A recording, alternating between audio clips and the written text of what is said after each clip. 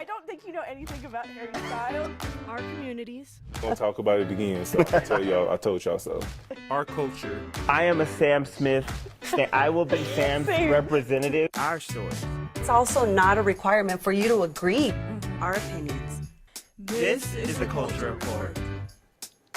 All right, everyone, welcome to this week's episode of the Culture Report.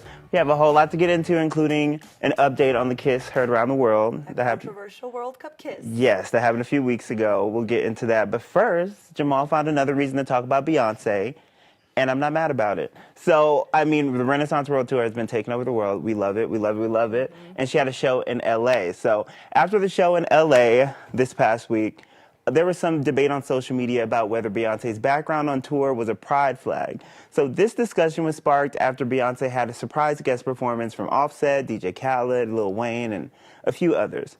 So, and people also questioned how Beyoncé could have a pride flag in the background with no queer performers on stage. And some people on Twitter felt the image was clearly a picture of a TV screen and had nothing to do with the pride flag. I feel like Beyoncé has said several times on tour, like on stage and everything, like that this show is a celebration of queer culture and she wants it to be a safe space for everyone. And she's been very outward.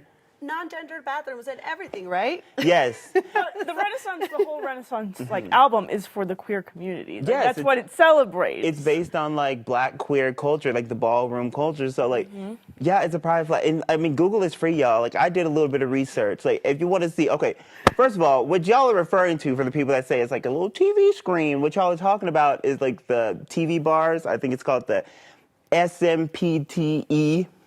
Yes, SMPTE, like bars, and like that's what you see on TV. You notice the colors. Now, what Beyoncé had is it references the Progress Pride flag. Like you can see right here, it's different. It's like the white, pink, like light blue to represent the trans flag, and then the brown, black, red.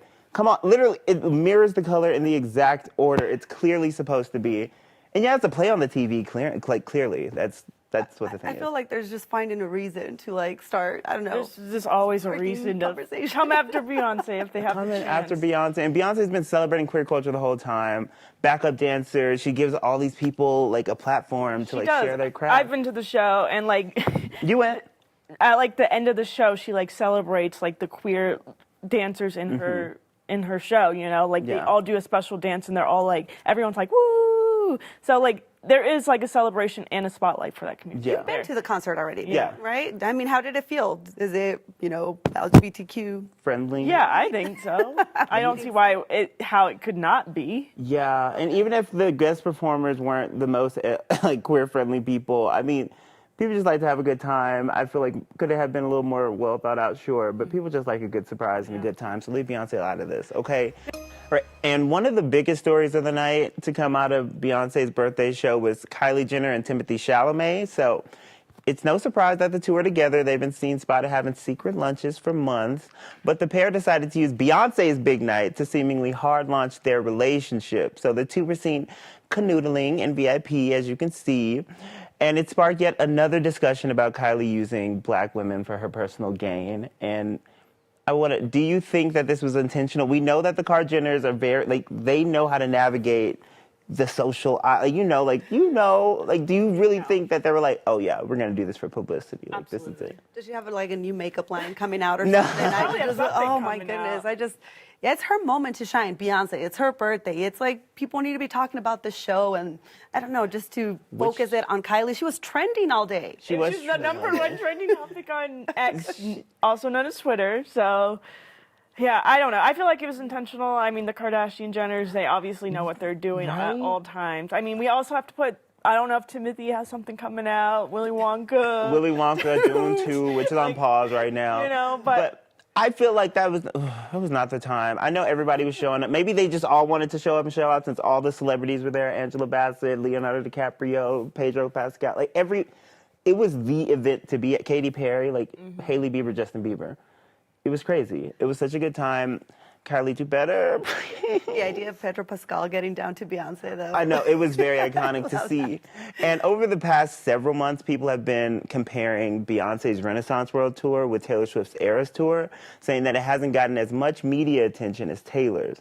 and that it hasn't elicited as much fan response as expected. So people have speculated that it's race-related.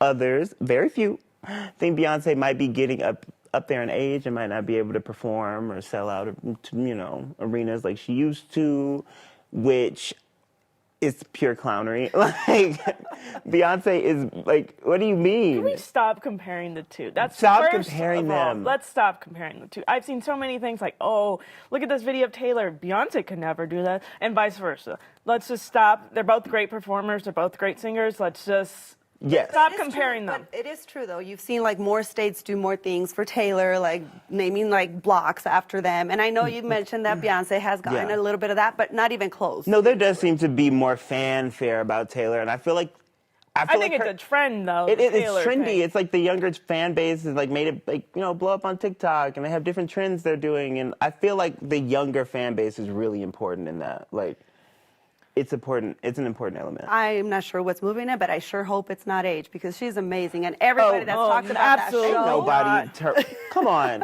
And like also, like you said, stop comparing. Like I do love both. I was at the Eras tour. I will be going to Renaissance. You've been to both.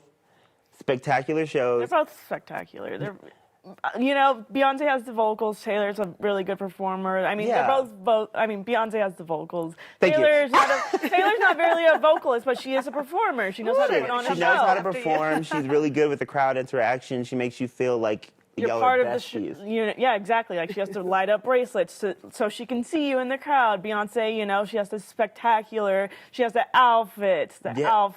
She's had over. They counted. They've had over 100 different outfits for Renaissance, which is wild. Well, you have to report back now too on your Oh, experience. I will be. 2 more weeks, wait. y'all. 2 more weeks. And we want to give a quick update on a story we've been following. Spain's Soccer Federation fired women's head coach Jorge Vilda. The change comes during fallout over the unwanted kiss Rubiales gave Jenny Hermoso in the Women's World Cup final. Details on Vilda's dismissal were not given, but in a tweet, the Federation thanked him and said in part that he has been key in the growth of women's football and leaves Spain as world champion. Hermoso filed an official complaint against Rubiales Tuesday, a move the Spanish justice system requires to proceed with the case against Rubiales. And over the Labor Day weekend, neo-Nazis and white supremacist groups decided to go to popular places around Central Florida, including the Disney properties, and spread hateful messages. The group flaunted swastikas and other hate symbols. They also shouted things like, "We are everywhere," and other anti-Semitic things. Several public officials in Florida posted to their social media pages denouncing the demonstrations. And these hateful speeches continue to make headlines. During the U.S. World Open tennis match, a German player stopped the game and walked up to the chair official and pointed at a fan in the stands. He said, quote, "He just said the most famous Hitler phrase there is." Within 10 minutes, the fan was ejected from the stands. He told media after the event in part, quote, "If I just don't react, I think it's bad from my side." Absolutely. I really appreciate speaking out, letting them know oh no, we're not doing that. Because it's happening so much now, and I feel like if people start to get jaded by even us, we didn't even want to talk about it, but it's we don't even want to bring attention to we this. don't want to bring attention to it, but it's we want people to know it's happening and to continue to call it out and say this is not okay, because if we don't, they're just going to keep, okay, let's keep going. Consequences. I love that they made him leave. I mean, that's what they should have done, especially at soccer games too, with the homophobic chants. I think there needs to be more of that. There's no tolerance for that. Exactly, like you just said with the soccer games we talked about a few episodes ago, where they kicked those fans out. I think more people need to do that, but I think we should also talk about the things that happen in Florida as well. I think lawmakers should be doing more about that. I mean, they're going to these public places where there's a lot of kids. What could those lawmakers do to stop this? They need to do something, I think. Some of these messages that they're sending, not appropriate. I understand freedom of speech, but this is something that's taking it too far. Yeah, especially when it's preaching hate against a specific group, which is literally what hate speech is. So it's you can't say you're protected under free speech. I find myself in the middle there with the kids, and as a parent, the importance of talking to them, especially if they do keep seeing all this anti-LGBTQ tad and hate speech.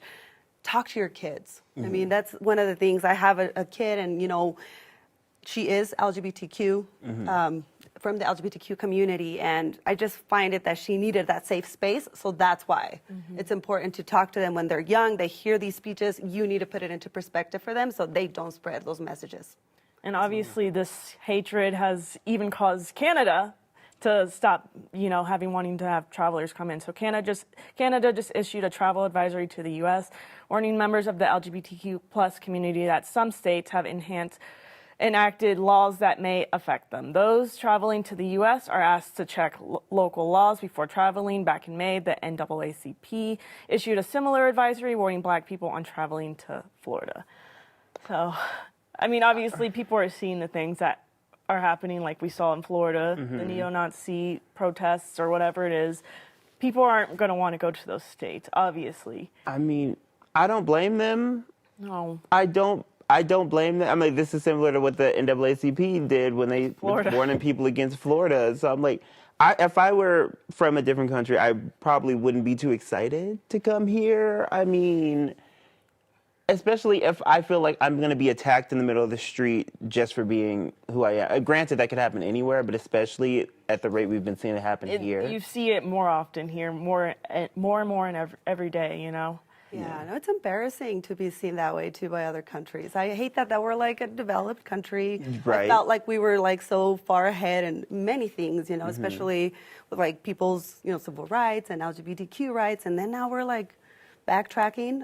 And then once we see also the economic impacts of people not wanting to come here. That too, like they said, money talks. So I'm like, if money is your only concern, okay, think about it. People are going to stop coming here from other countries, spending their money, not traveling here, and that's going to impact it. So if, just human beings don't change your perspective on it, maybe money will.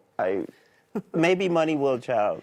A recent poll by the Wall Street Journal found that a majority of voters think Joe Biden is too old to run for re-election. According to the poll, 73% of registered voters agree with the statement that Biden is too old to run for president. When respondents were asked the same question about former President Trump, who is only 3 years younger than Biden, 47% of people said that Trump's age is not an issue. At 80 now, Biden is already the oldest person to serve as president, and he would be 86 at the end of his second term. At an event over Labor Day weekend, Biden says he brings wisdom to the job. Wisdom. Y'all love me. Stop. No, I think he does bring wisdom to the job. I feel like you do have to be a certain age to run a country. You have to live through some things, learn some things. I don't know that we should be using though age, as a way to see if you're measure able to be president. To competency, measure, as thank be you, like to a measure barometer it. for competency. Yes, according to NPR, they spoke to a professor that studies age, and he said they've looked at both medical records for Biden and for Trump, and both of them are showing attributes of super agers, which means they're going to be just healthy humans, well into their 80s, possibly their 90s, which is something we all should aspire to. Mentally, cognitively. Mentally, cognitive, exactly. And so it's not a good way to, measure that. And again, that is discrimination. In that case, could we use somebody's fatness for them to be president or not? I don't think that's a good barometer for competency either. But like you said, what was the percent? 60% said that he's not mentally up for the job?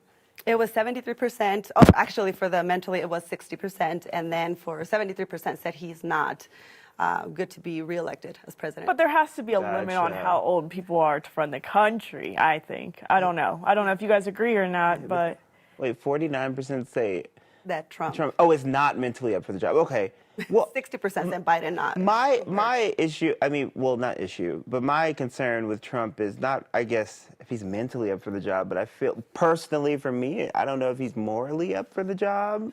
That would be my concern, but granted, that's based on my morals of not, we saw offending entire groups of people. Like Mitch McConnell has froze up a few times, unfortunately. Oh, well, a doctor on Capitol Hill said that it wasn't a seizure and it wasn't a stroke, so I don't know what it was. They just said it wasn't that. So could it be because of age? There are some risks to aging. There's certain things. There's people that are, maybe 40, 50, and they're operating much older. Yeah. I think there's, True. I guess it's not really a medical thing I'm concerned about, but when I think of age, I'm just thinking okay, they have that old-fashioned way of thinking. So I don't think the person's age is the issue. I'm like, it'd be nice if they had people around them to bring them new and fresh ideas. Like, that'd be cool. Like, because we need a, Yeah, when I think about it too, are they set in their ways, or Right. are they open to new ideas? But again, he calls it wisdom. Biden. So.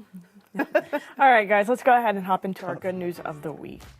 If you haven't watched the live-action Little Mermaid, now's your time. Disney Plus just released a film starring Hailey Bailey to their platform. The film was released in theaters back in May and grossed over $500 billion worldwide. It's out now on Disney Plus. And Mexico may be on its way to electing its first female president. Barring big surprises, 2 women will compete for the presidency of Mexico in next year's elections. Xochitl Gálvez was officially named as the opposition candidate, and Morena President Andrés Manuel López Obrador's party will likely select Claudia Sheinbaum to go head-to-head with Gálvez this week. Right, and Sean Combs, Puff Daddy, P. Diddy, however you know him, he's giving publishing rights back to all artists and writers who worked under his label Bad Boy Records. So artists like Faith Evans, The Lox, and the estate of Notorious B.I.G., Biggie, have signed agreements to receive publishing rights. So despite receiving multi-million-dollar offers, Diddy chose to do this in an effort to promote the financial mobility of artists, especially within the Black community. Kudos. We've been seeing people non-stop fighting for their rights. This is something that Taylor Swift was fighting for. Yes. Right? Her rights to her music. That's why she did that new album. Which is part of why we're in the midst of the Taylor Swift Taylor version. hysteria, right? The Taylor Taylor versions, like, and some other artists have done it too.